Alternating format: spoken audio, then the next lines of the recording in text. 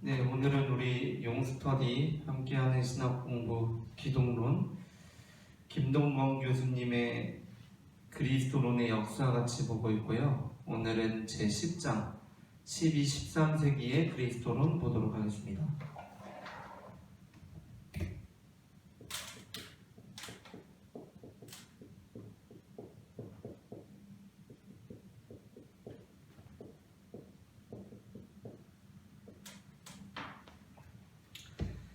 10장 12, 13세기의 그리스도론을 함께 볼 거고, 오늘은 특별히 일단 속죄론에 대해서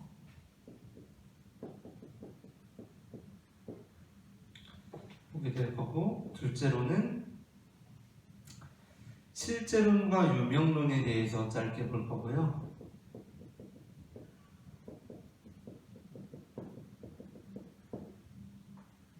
셋째로는 죄와 은혜 파트인데, 여기서 우리는 일단 아우구스티누스라는 사람을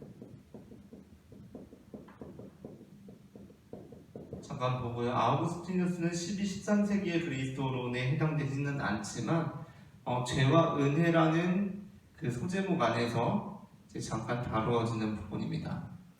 그리고 이제 네 번째로는 아퀴나스를 우리가 함께 보려고 합니다. 이렇게 우리가 보려고 하는데요. 첫째 이제 속죄론을 먼저 해보려고 합니다. 속죄가 뭐냐면 예수님께서 우리의 죄를 대신 속해 주신 거죠. 이 이론에 대해서 이제 세 가지를 보게 되는데, 속죄론은 그렇기 때문에 구원론하고 굉장히 밀접하게 관련이 있고요. 그래서 우리 교재에서는 안셀무스와 아벨라르라는 두 사람을 다룹니다.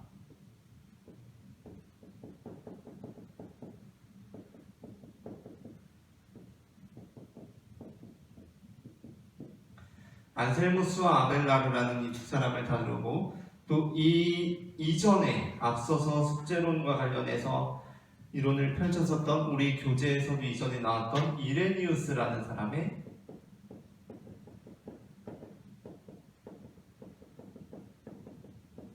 배상설에 대해서도 잠깐 언급을 하고 있어요.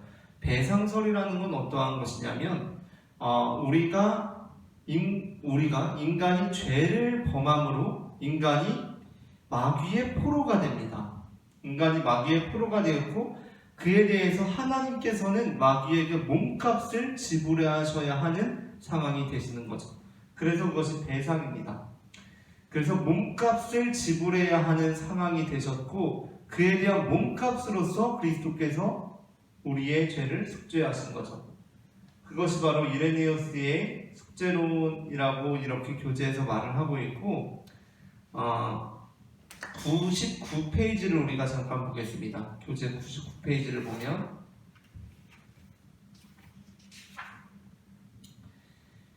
여기에 나오는데요. 중간 부분부터 98페이지부터 함께 보도록 하겠습니다.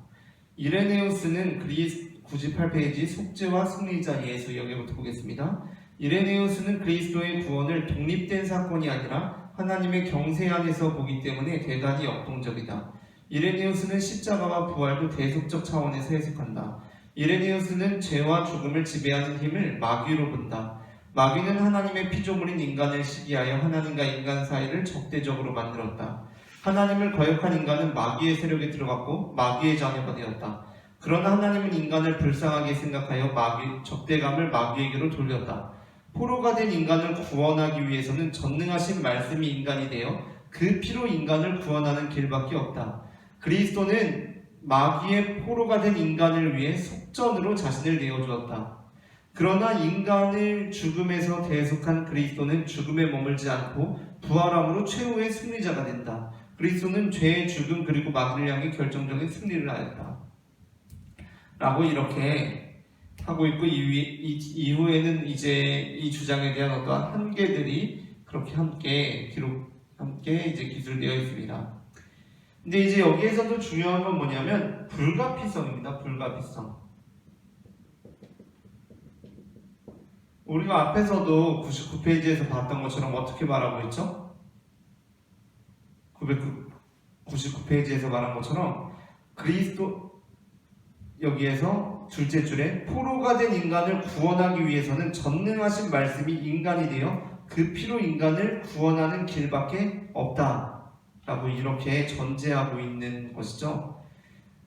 그리고 안셀무스 역시 여기에서 이제 이와 굉장히 유사한데 보상설 또는 만족설이라고 불리는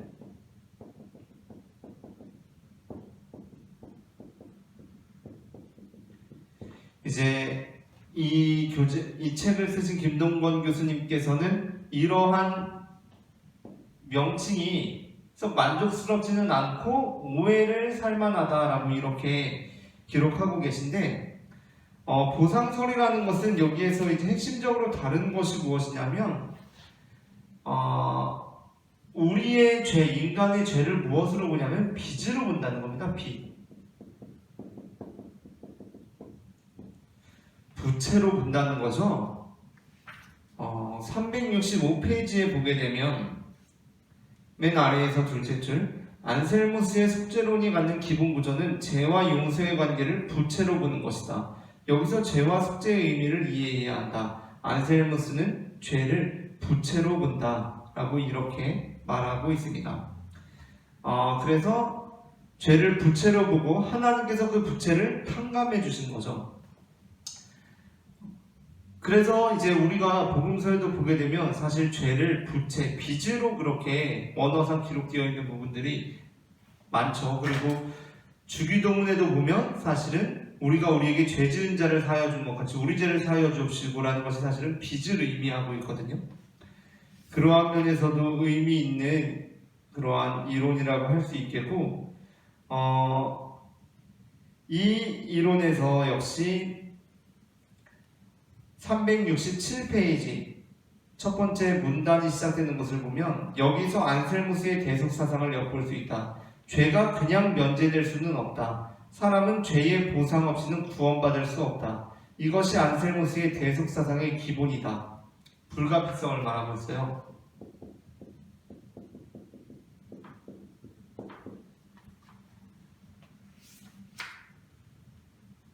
그러면서 이제 아무런 이유 없이 죄를 면제하면 하나님의 정의가 상실되기 때문에 안셀무스는 그리스도의 십자가라는 비형벌적 대리적 속죄론을 제시한 것이다 라고 이렇게 말하고 있습니다. 근데 이제 이러한 주장의 이레니우스와 안셀무스의 주장의 공통점은 무엇이냐면 바로 하나님께서 예수 그리스도를 보내셔서 우리의 죄를 속죄하시는 그 사건은 뭐냐면 불가피한 사건이라는 거예요. 불가피한 사건. 불가피한 사건이라는 것, 이것이 이제 우리가 한번 짚고 넘어가야 할 문제고, 이 다음에 아벨라르라는 사람이 나오는데 이 아벨라르라는 사람은 조금 다릅니다. 안셀무스와 이레니어스와는 조금은 달라요. 아벨라르라는 이 사람의 주장은 뭐냐면 도덕 가마설이라고 하는데,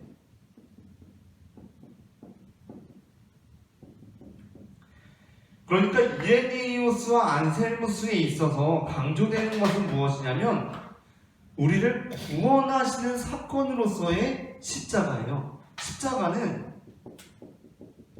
십자가가 이제 속죄의 사건이잖아요. 이것은 우리를 구원하는 사건이죠. 그리고 예수님은 우리의 구원자세요. 그런데 아벨라르가 보는 십자가는 무엇이냐면 우리를 구원하는 사건이라기보다는 우리가 나아갈 길을 제시해주는 사건이에요. 길을 제시하는 사건입니다.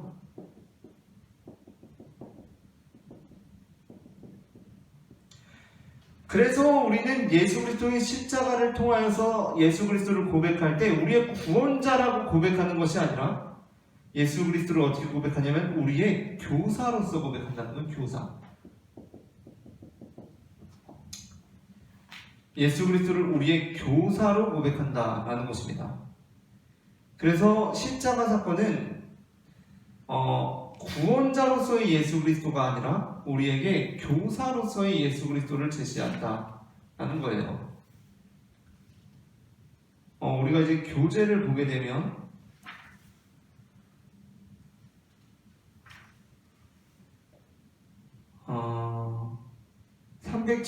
21페이지에 보게 되면 그 두 번째 문단을 한번 보겠습니다. 아벨라르가 그리스도의 순환과 성육신을 어떻게 해석하는지를 보면 속죄에 대한 그의 기본적인 생각을 알 수 있다. 아벨라르는 그리스도의 순환을 하나님의 사랑과 인간에게 미치는 영향이라는 차원에서 해석한다. 모든 사람이 그리스도의 순환 이후에 전부 다 더 의롭게 되었다. 그것은 하나님의 더 큰 사랑을 의미한다. 왜냐하면 실현된 은혜는 이전에 단지 소망하던 것보다 더 큰 사랑을 불러일으켰기 때문이다. 아벨라르는 그리스도의 순환을 하나님의 사랑으로 보았고 그 사랑으로 말미암아 인간에게 더 큰 사랑을 불러일으킨다고 보았다. 인간은 그리스도를 보면서 그를 따르는 삶을 살아야 한다는 것이다 라고 하면서 스데반을 대표적인 그 따르는 사람으로 보았다 라고 이렇게 제시를 하고 있고요.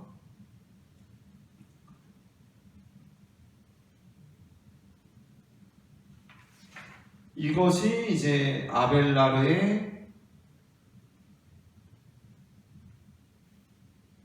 사상의 핵심적인 면이라고 할 수가 있겠죠.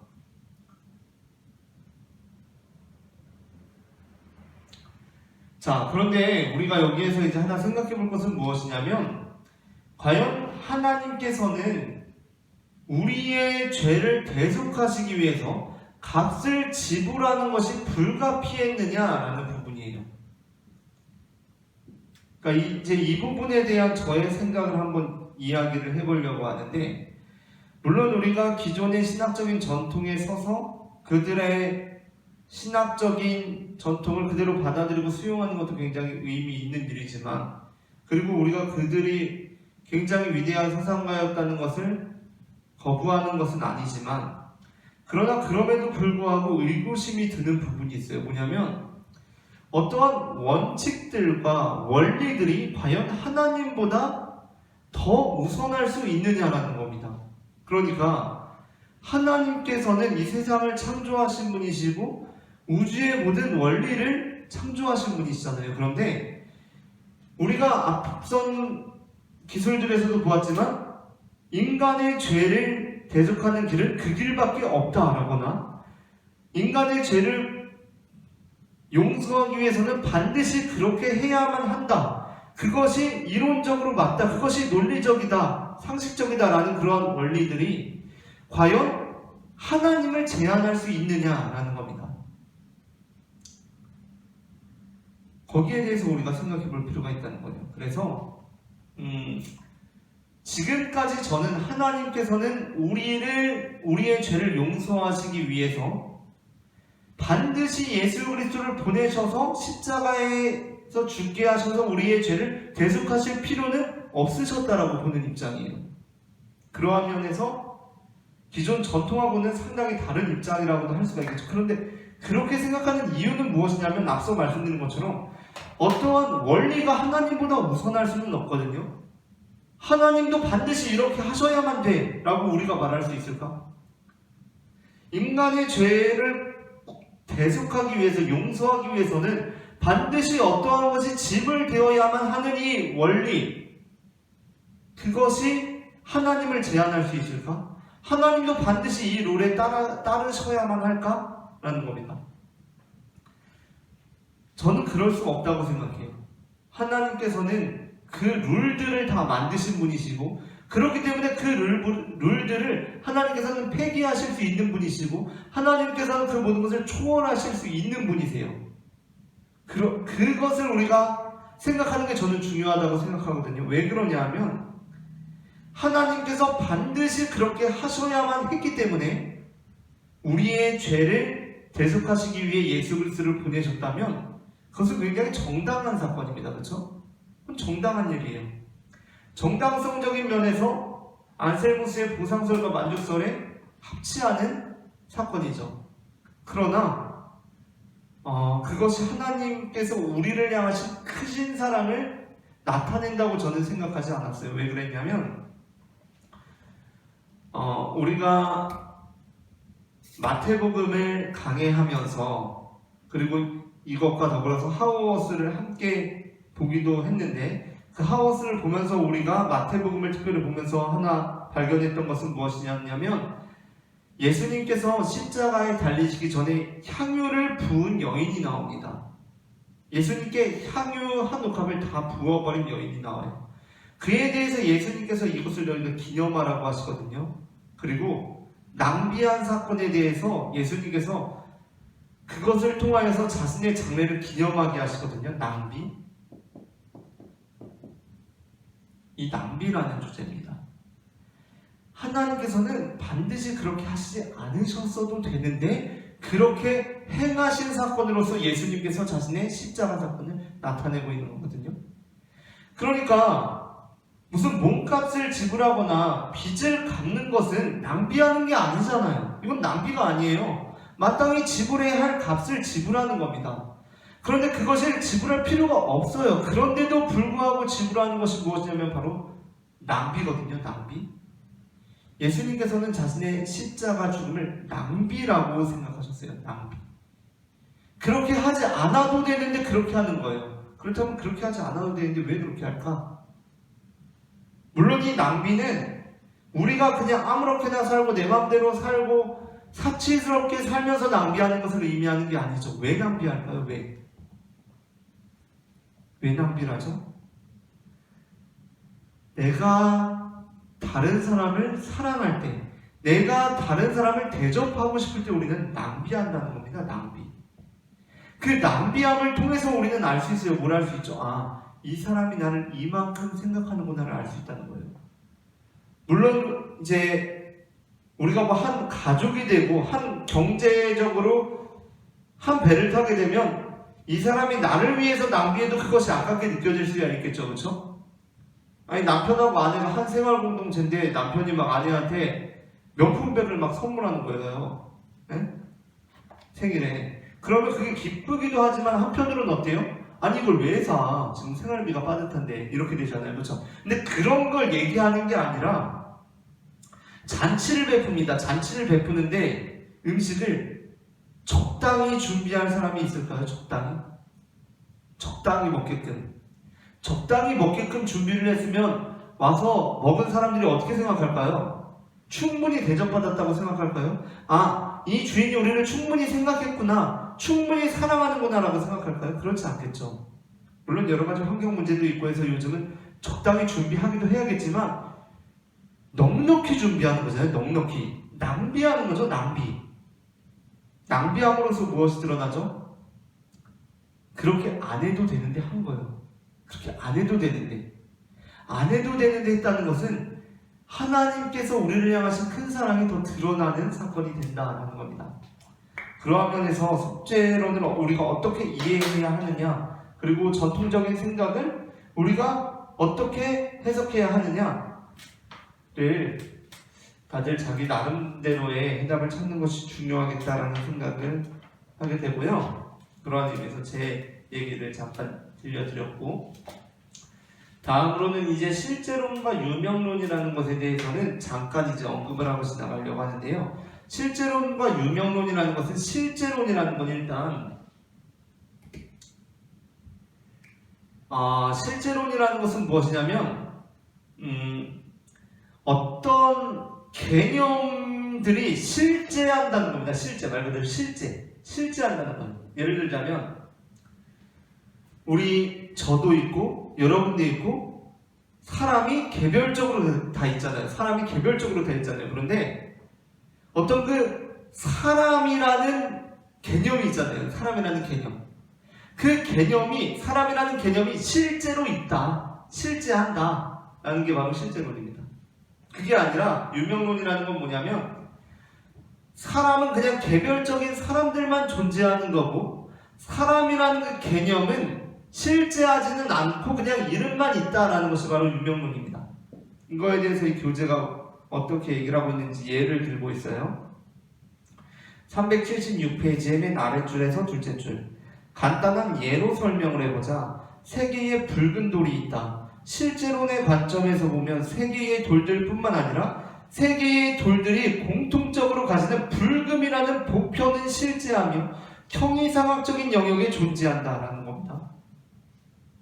그리고 하지만 유명론은 구체적인 세 개의 붉은 돌만 실제하는 것으로 인정한다.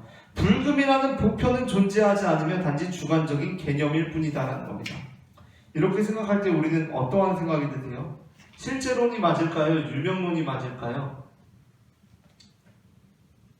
제가 그냥 추측을 해보건데 아마 많은 분들이 유명론이 맞다고 생각을 하실 것 같아요. 현대인의 입장에서 보면 어떤 돌들이 있는데 돌들이 붉은 돌이 다 있는데 그 붉은 돌이 그냥 돌이 붉은 거고 불금이라는 건 그냥 이름으로서만 존재하는 거라고 생각을 하는데 그게 아니라 어떤 불금이라는 게 있다라고 생각하지는 않을 것 같아요. 그런데 그와는 우리가 예상하는 것과는 달리 신학 전통 안에서는 실제론 역시도 굉장히 중요했다라는 겁니다.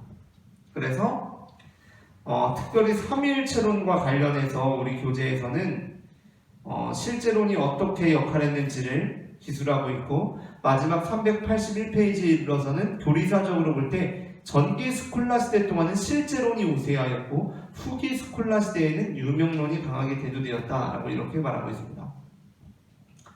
그리고 이제 다음으로는 이제 아우구스티누스와 아퀴나스를 우리가 같이 볼 텐데 일단 아우구스티누스는 12, 13세기 인물이 아닙니다. 그런데 이제 죄와 은혜를 다루면서 다시 한번 그와 관련하여 아우구스티누스를 다루고 있는 거예요. 그러면서 아우구스티누스와 펠라기우스가 나옵니다. 유명한 아우구스티누스와 펠라기우스 논쟁인데요.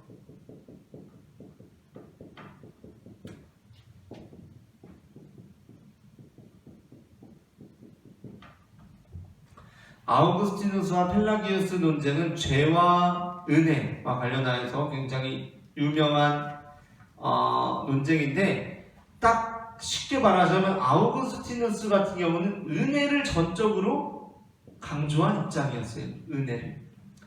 그렇다 보니까 은혜가 강조되려면 무엇이 강조되어야 하냐면 인간의 전적인 타락입니다.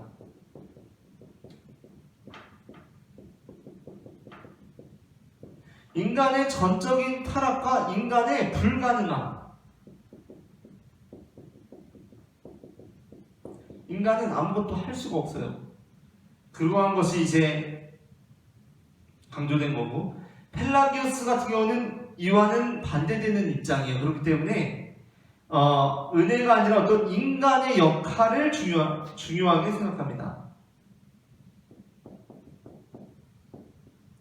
역할이 중요하고 인간의 역할이 중요하다는 것은 인간도 뭔가를 할 수 있다는 거예요. 그렇죠? 그래서 인간의 전적인 타락이 아니에요. 인간이 타락했지만 인간은 뭔가를 할 수 있는 존재다 라는 이러한 대비되는 면에서 나타나고 있습니다.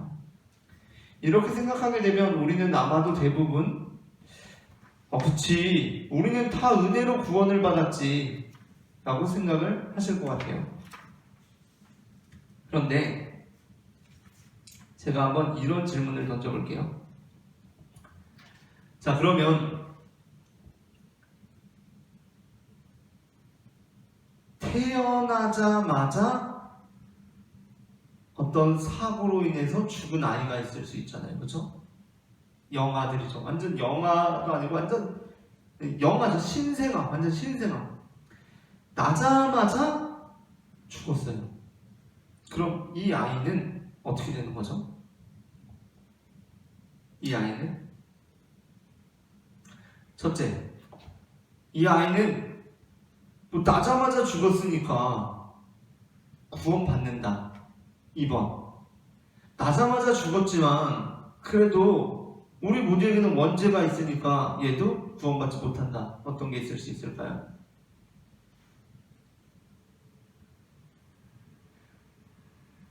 어거스틴의 입장은 뭐냐면 나자마자 죽은 아이는 구원받지 못합니다.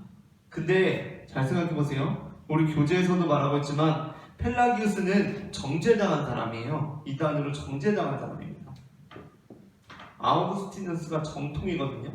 우리가 믿는 정통 신앙의 기반이 되는 사람이에요.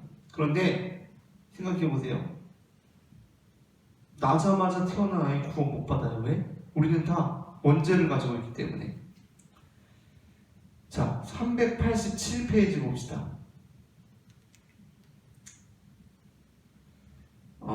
6번째 줄쯤 볼게요. 아담이 지은 죄에는 인간 모두가 가지는 본성과 의지가 내포되어 있다. 지금 아우구스티누스의 입장이에요. 이런 의미에서 죄를 유전적이라고 말할 수 있다. 아담의 본성에 부여된 모든 인간은 동일한 죄 속에 있다. 그래서 아우구스티누스는 그 사람 안에서 모두가 죄를 지었다라고 말한다. 즉 아우구스티누스는 죄가 보편성을 가진다고 보았다. 그 누구도 죄의 상태에서 벗어나지 못한다는 것이다. 이것이 원죄이다. 아우구스티누스는 인간이 죄의 보편성 아래 있기 때문에 유아도 죄 아래 있다고 보았다는 겁니다. 그래서 각 줄을 볼게요. 103번. 아우구스티누스는 세례받지 못하고 죽은 유아는 가장 가벼운 형벌을 받지만 형벌을 피하지는 못한다고 본다. 그래서 아우구스티누스는 유아 세례를 주장한다라는 겁니다. 그래서 아우구스티누스는 유아 세례를 주장한다는 거예요. 자, 유아 세례. 유아 세례의 의미가 분명히 있습니다. 지금도 유아 세례를 인정하지 않는 개신교 교파가 있어요. 그러나 감리교회는 유아 세례를 인정하고요. 대부분 유아 세례를 인정하긴 하죠. 그렇죠? 근데 유아 세례가 왜 중요하죠? 아니 세례는 자기가 의지적으로 결단해서 받는 게 진짜 세례 아니에요? 유아 세례를 왜 받지? 근데 이 유아 세례가 가지고 있는 놀라운 의미가 있어요. 뭐냐면 우리는 세례를 장성에서 받으면 내 의지로 받는다고 생각하잖아요. 그렇죠?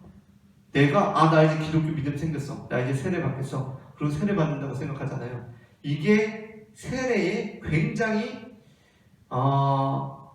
세례와 우리 믿음과 신앙에 대해서 굉장히 오해하는 부분입니다. 만일 그렇게 생각한다면 우리는 세례 교육을 다시 받아야 돼요. 왜 그렇죠? 유아 세례가 암시해주고 있는 것이 있어요. 우리에게. 우리는 유아 세례를 인정하죠. 왜 인정하죠? 유아 세례를. 유아는 자기 의지로 세례를 받는 것이 아니에요. 부모의 동요와 부모의 믿음으로 세례를 받죠. 즉 자기 의지와 상관없이 어떤 누군가의 인도함을 받아서 세례를 받는다고요. 우리가 유아 세례를 인정한다는 것은 무엇이냐면 우리가 모두가 다 사실은 유아 세례를 받는다는 겁니다. 내가 장성에서 믿음이 생겨서 나는 이제 믿어. 나 이제 세례 받을래. 결단해서 세례 받으면서 내가 세례를 받았어 라고 생각할 수가 없다는 거예요. 왜? 우리는 다 하나님의 은혜 아래 세례를 받기 때문에. 그런 면에서 어거스틴이 말하는 유아 세례의 의미는 굉장히 의미가 있어요. 그렇죠? 우리는 사실은 다 유아 세례자라는 겁니다. 유아 세례를 인정한다는 것은. 근데 그건 그거고 그래서 어거스틴이 지금 아우구스티누스가 어거스틴이거든요. 옛날 말로 이제 주로 한국에 어거스틴으로 번역이 되어 왔기 때문에. 근데 이제 더 원어상으로는 아우구스티누스다라고 해서 이제 아우구스티누스인데, 아우구스티누스가 유아도 다 구원받을 수 없기 때문에 유아 세례를 인정한다고 하면 유아 세례도 받지 못하고 받을 틈도 없이 어떤 사고로 죽음에 이르는 경우 있잖아요. 그렇죠? 그때도 아우구스티누스는 안 된다는 겁니다. 그냥. 왜? 우리는 다 죄인이기 때문에. 정통임에도 불구하고 솔직히 말하자면 조금 거리끼는 부분이 있죠. 그렇죠? 아니 그 아기가 태어나서 그냥 죽었는데 그게 그 아이가 형벌을 받아야 된다니 이거는 너무 가혹하다는 생각이 드는 부분 아닙니까? 그런 면에서 펠라기우스는 어떻게 말을 하고 있냐면 펠라기우스는 그와 다릅니다. 우리가 388페이지를 보게 되면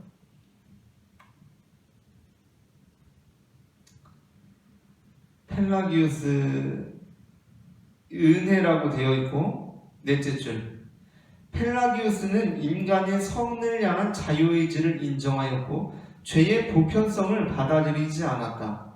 펠라기우스는 인간은 각자 자신의 죄에 대한 책임만 가진다고 보았다. 아담의 죄가 유전되지 않기 때문에 세례 전에 죽은 유아는 버림받지 않는다. 펠라기우스는 인간이 죄를 짓지 않을 수 있는 능력은 파괴되지 않고 유지되었다고 주장한다 라는 겁니다. 펠라기우스는 요한은 그렇게 해서 죽음을 당하게 되어도 형벌받을 이유가 없다는 겁니다. 이런 면에서 우리가 생각해 볼 때, 그런데 이제 펠라기우스는 그 이후에 이제 나오게 되는데, 펠라기우스는 393페이지에 보면 중간쯤에 펠라기우스주의는 카르타고 회의와 에베소 회의 등에서 거듭 정제되었다라는 겁니다. 그리고 이제 여섯째 줄쯤 보시면 펠라기우스에게 예수 그리스도는 교사와 모범자로 나타난다는 겁니다. 자, 우리가 예수님을 구원자로 우리는 부릅니다. 그렇죠? 예수님을 구원자로 부르고 주님이라고 불러요. 우리는 예수님을 단순히 교사, 단순히 선생님이라고 여기지 않아요. 그러나 우리가 그렇다고 해서 펠라기우스는 예수 그리스도를 교사와 모범자로 보거든요. 그러니까 주로 대부분의 이단으로 정제된 이들, 그리고 성경에서도 부정적으로 표현된 이들은 예수님을 교사나 우리 어떤 모범, 선생님으로 봐요. 그래서 우리가 어떻게 실수하는 경향이 있냐면, 우리는 예수님을 구원자 주님으로 보지 선생님, 교사로 보지 않아 라고 생각할 때가 있어요. 그러나 우리가 앞서 얘기했던 것처럼 십자가와 예수님의 죽음, 부활과 관련하여서 우리는 예수님을 주님, 구원의 사건으로 분명히 믿을 필요가 있습니다. 그러나 우리가 예수님의 가르침을 받는 입장에서 예수님은 우리의 완벽하신 교사가 되시고 우리의 선생님이 된다는 것을 우리는 알고 있어야 돼요. 그것을 우리가 부인할 필요는 없다는 겁니다. 우리가 정통과 정제당한 펠라기우스의 입장을 보면서도 마찬가지예요. 우리는 정통과 정제당한 입장에서 고민하게 되죠. 과연 요한은 구원받는가? 아니 요한은 구원받지 못하나? 이러한 입장들에 있어서 생각해볼 여지가 있다 라는 겁니다. 그리고 다음으로는 이제 아퀴나스를 우리 함께 보도록 하겠습니다.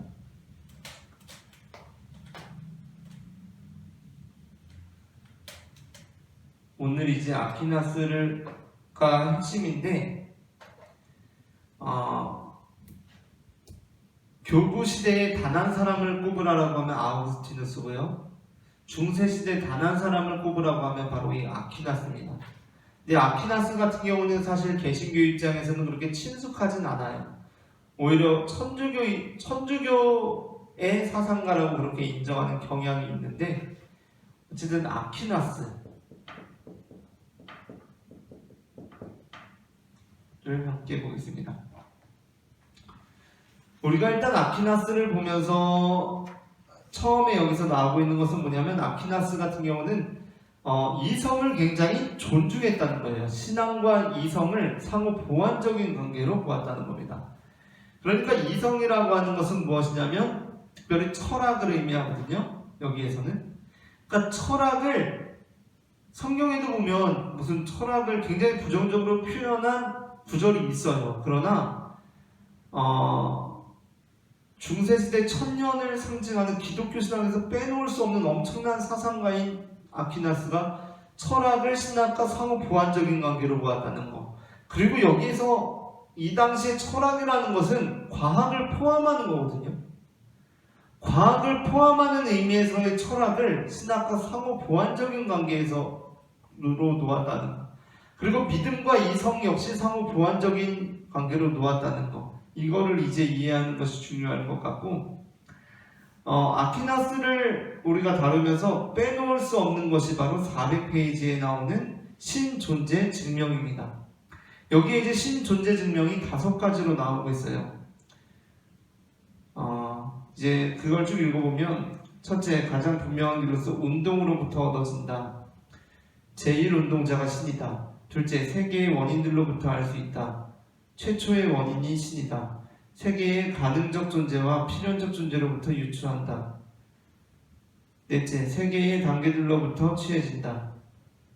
다섯째, 목적론적인 것으로서 사물들의 방향으로부터 유추한다 하는 겁니다.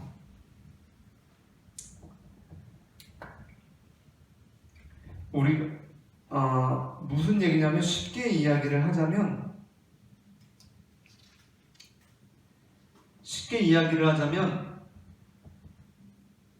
우리의 제1의 원인을 따라가다 보면 대표적인 제1원인으로만 이제 하자면 제1의 원인을 따라가다 보면 그분이 바로 원인 없으신 분 하나님이시다 라는 겁니다. 신이라는 겁니다.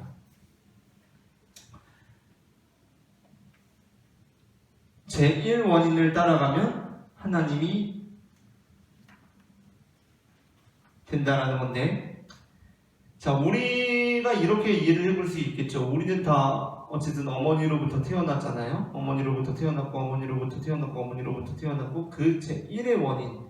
그러니까 여기에서 상정하고 있는 것이 있어요. 뭐냐면 모든 것에는 원인이 있다는 겁니다. 그쵸? 모든 것에는 원인이 있고 우리 존재에, 그럼 그 원인을 따라가다 보면 궁극적인 제1원인이 있을 거 아니에요? 제1원인.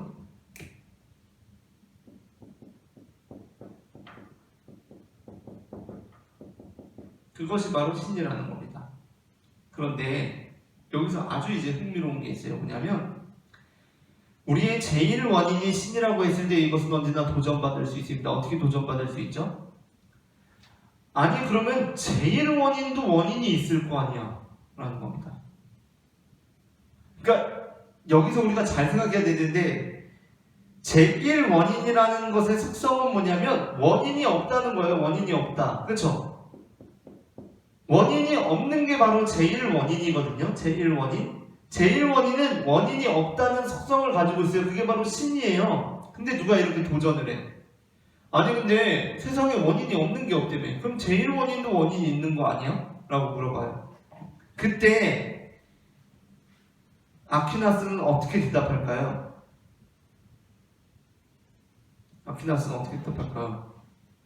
모든 것에 원인이 있다며. 근데 제1원인이 있을 거 아니야? 모든 것에 원인이 있으니까 올라가다 보면 원인이 없는 어떤 것이 있을 거 아니야?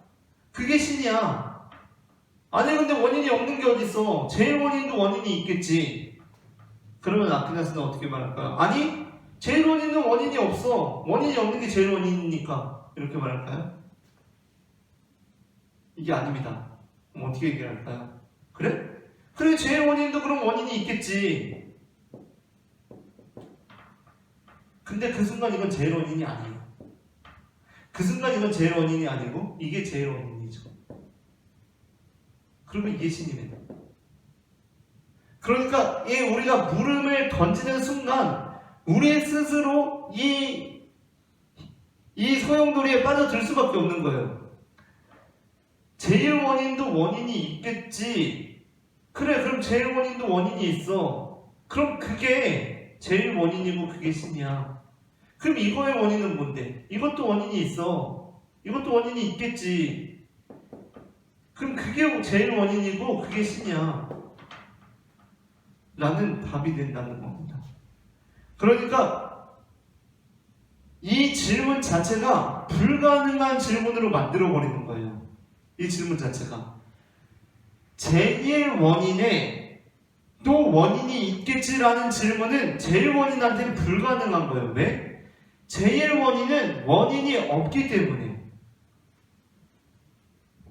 이게 이제 신존재 증명에서 가장 유명하다고 하는 이제 5가지 신존재 증명과 제1원인으로 이제 신의 존재를 증명하는 것이고요. 이제 우리가 아퀴나스를 생각할 때 흔히 아퀴나스는 개신교 쪽에서는 주로 아퀴나스를 어떤 가톨릭 사상의 핵심으로 보면서 오히려 은혜보다 인간의 행위, 노력, 공로를 인정한다 라는 경향이 있어요. 개신교 쪽에서 볼 때. 그게 이제 147페이지에 나오는데 147페이지가 아니라 각주 147번 408페이지를 보게 되면 개신교에서 종종 이 부분을 오해해서 아퀴나스가 인간의 공적과 선행으로 구원을 이룬다고 주장한 것으로 해석하곤 한다. 개신교의 이런 해석은 부분적으로만 일리가 있다. 아퀴나스는 구원, 성찬에 참여, 예정 등에서 하나님의 은혜를 강조하면서 동시에 은혜에 대해 인간이 자유의지를 가지고 노력해야 한다고 본 것이다. 즉 아퀴나스가 자유의지나 공로에 의해 인간이 구원에 도달한다고 주장한 것은 아니다. 아퀴나스가 선행을 강조한 것은 그의 신학적 체계에 기인한다. 자연적 영역과 계시의 영역을 협력적 관계로 보기 때문이다. 자연적 영역이 바로 아까 말한 철학이나 이성적인 부분이고 계시의 영역이 신학이나 신앙적인 부분입니다. 그걸 아퀴나스는 협력적인 관계로 보았다는 거예요. 그가 선행에 대해 강조한 것과 선행으로 구원받을 수 있다는 것에는 차이가 있다는 겁니다. 이제 이 강조가 어디 나온 거냐면 408페이지의 소제목 4번 구원과 예정에서 아퀴나스의 죄와 은혜에 대한 사상은 구원론에 그대로 적용된다. 아퀴나스는 구원은 오직 하나님의 능력에 의한 것이지만 동시에 인간이 노력하고 협력해야 한다고 본다라는 겁니다. 그러니까 이게 애매한 거예요. 왜 애매하죠? 지금 분명히 구원은 오직 하나님의 능력에 의한 것이라고 했잖아요. 그렇죠? 오직이라는 것은 뭐예요? 다른 건 없다. 다른 거는 필요하지도 않고 다른 거는 해당될 수가 없다는 겁니다. 그런데 동시에 인간이 노력하고 협력해야 한다고 본 겁니다. 그렇기 때문에 여기에서 이제 김동건 교수님도 부분적으로만 일리가 있다라고 했지만 이 말은 또 어떻게 가능할까요? 부분적으로는 일리가 있다는 거죠. 그렇죠? 부분적으로는 일리가 있다는 겁니다. 그래서 아퀴나스 같은 경우는 구원에 대한 하나님의 주권을 굉장히 강조했지만 그에 따르는 인간의 어떤 선행 또한 강조하고 있다라는 겁니다.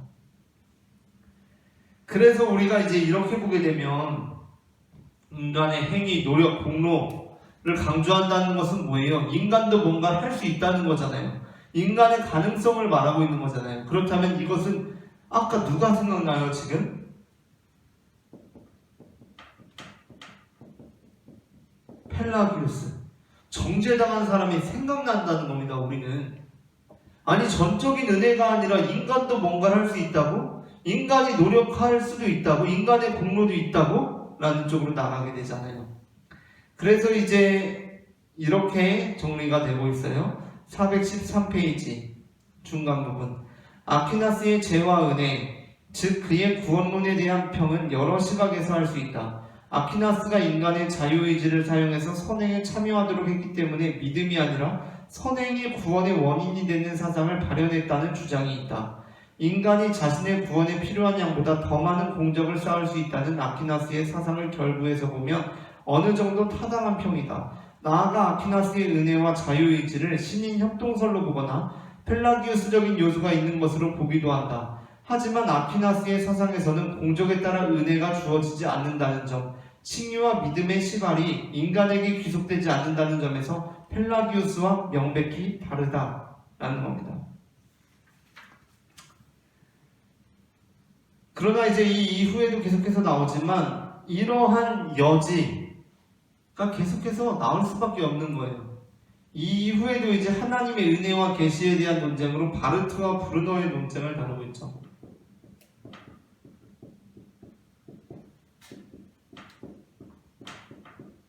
브루너의 논쟁입니다. 이 논쟁이 어떤 논쟁이었냐면 당연히 칼 바르트는 은혜입니다. 은혜. 하나님의 주권.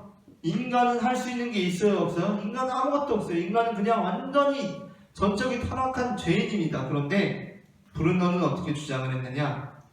415페이지 첫 번째 줄. 그러나 브루너는 단지 인간에게 아주 작은 다른 피조물과 구별되는 하나님의 형식적인 형상은 남았다고 주장했다라는 겁니다.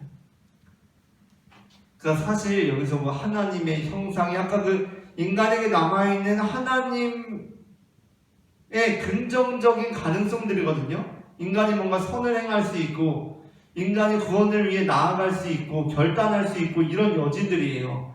이게 이제 이전에는 하나님의 형상으로 그렇게 했었는데 이후에 브루너에 이르러서는 하나님의 형식적인 형상으로까지 어떻게 보면 이들의 입장에서는 굉장히 양보한 거죠. 그러나 이게 어떤 추상적인 개념이다 보니까 사실은 뭐 형식적인 형상이나 하나님의 형상이나 크게 뭐 별 차이는 없는 거예요. 그렇죠? 그래서 둘 사이의 논쟁에서 드러났듯이 형식적 형상의 허용에는 오직 그리스도를 벗어나는 자연신학의 위험성이 있다라는 겁니다. 그래서 바르트와 브루너의 논쟁에 비추어 본다면 아퀴나스의 본성과 자유의지는 브루너가 주장한 형식적 형상보다 인간의 능력에 대해 더 적극적인 개념이라는 겁니다. 이런 면에서 아퀴나스는 인간의 의와 공덕이 들어설 수 있는 여지를 남겼다라는 겁니다. 그래서 우리가 이제 12, 13세기 그리스도론에 대해서 보면서 특별히 죄와 은혜라는 부분에 대해서 우리가 함께 보았는데 이 죄와 은혜라는 부분을 우리가 다루게 될 때 중요한 것은 무엇이냐면 인간을 완전히 타락해서 인간이 아무것도 할 수 없는 존재로 보는 입장이 하나 있고요. 또 다른 하나는 인간의 가능성을 그나마 인정하는 입장이에요. 그러니까 인간의 노력과 인간의 의지를 강조하는 입장이 있는 거죠. 이 두 저울추 사이에서 계속해서 그 긴장이 있는 것이고, 그러나 그럼에도 불구하고 계속해서 기독교의 정통은 어느 쪽이었다고 했죠? 오로지 하나님의 은혜, 인간이 할 수 있는 것은 아무것도 없다라는 겁니다. 그러니까 이 둘의 긴장이 계속해서 있는 거고, 이 안에서 여러 가지 주제들이 이제 나오게 되는데, 그런 면에서 아까 우리가 처음에 하나님의 어떠한 그리스도를 보내시는 속죄 사건의 불가피성에 대해서도 함께 살펴보았고요. 그러나 우리가 이것을 정리하면서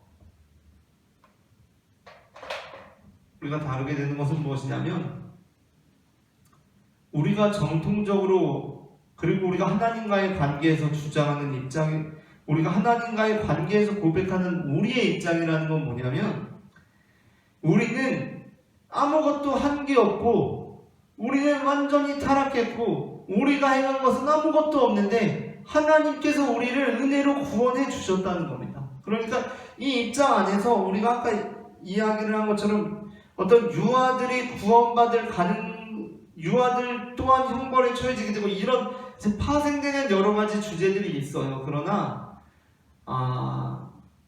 그것보다도 우선적으로 이제 이건데 뭐냐면, 우리가 구원받은 하나님의 공동체로서 하나님 앞에 올려드리는 어떤 우리의 고백으로서의 그 신학은 뭐냐면, 우리는 은혜로 구원받았다는 거예요. 우리는 은혜로 구원받았다. 내가 한 것은 아무것도 없다.